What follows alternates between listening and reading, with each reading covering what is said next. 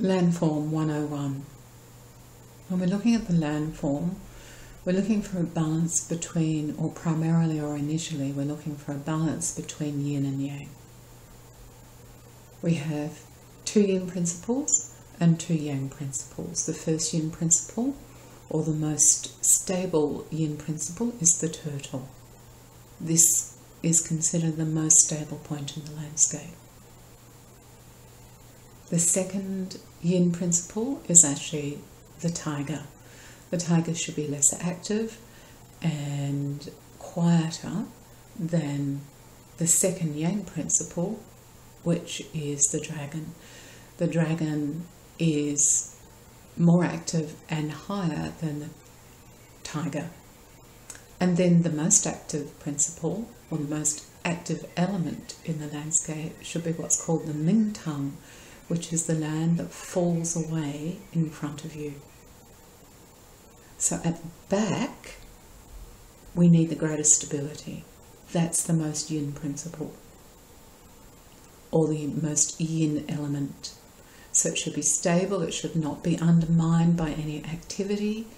For example, there's a energy that's called water on the head, where the landform or the road is actually higher than the most stable point in the landscape. And this will lead to quite profound disruption to all the inhabitants throughout the whole life of that house or that dwelling. So we do not want our most yin principle undermined at all. Our most yang principle, or our most yang element, the Ming tongue, should fall away in front of us. It should be large enough to collect the qi that is flowing to the property. It should be, where possible, aligned with the mouth of qi. The mouth of qi for a dwelling, for a house, is actually, obviously, the main door. The main door needs to be large enough to receive the qi. It should be orientated to the direction of the eyes. So if I'm looking out in this direction, I want my mouth here. I don't want my mouth here, and I don't want my mouth here.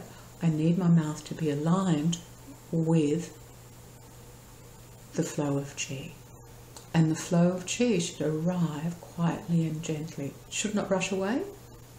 It should not be higher than my mouth, because if it's higher than my mouth, then it means that the land is falling away behind me, and this is very destabilizing for everyone who inhabits that property. There's actually no one who has a strong enough energy, personal qi, that can overcome the undermining of the sitting. Then we actually have the dragon and the tiger. Now, because of the mirror image of this recording, you have to imagine me as being the house. And this is my left-hand side, and this is my right-hand side. So it's mirrored to you, but you need to actually be standing, looking out to the landscape and listening to what I'm saying. So the most yang principle, or the second most yang principle rather, is the dragon. The dragon should be higher and have more activity. The tiger should be lower and it should have less activity.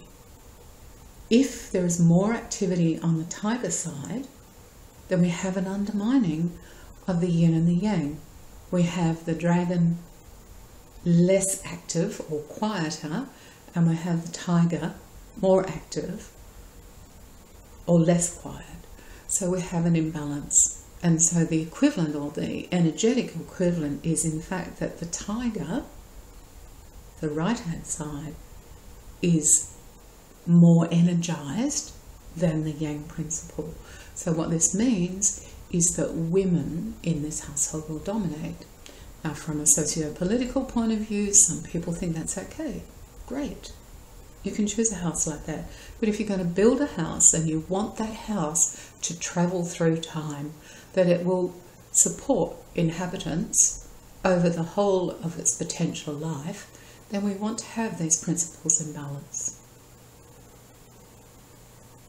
So what we want, stability at the back, flowing of qi away, a pool to collect the water or the food or the nourishment for the property. We want the dragon higher or more active. We want the tiger lower, less active. So we keep a balance between the yin and the yang principles. Quite simple, but sometimes hard to achieve on different sites. If you've got a pristine block of land and you've got no other dwellings on it, then I also suggest that you try to go with the contours of the land. So don't try to build your house so it's sitting across the contour, because you're actually creating difficulties for drainage on the side, etc. So once again, you're looking for the perfect point of balance in the landscape. The stability, the energy flowing away, yang and yin in balance. So that's the first principle of landform.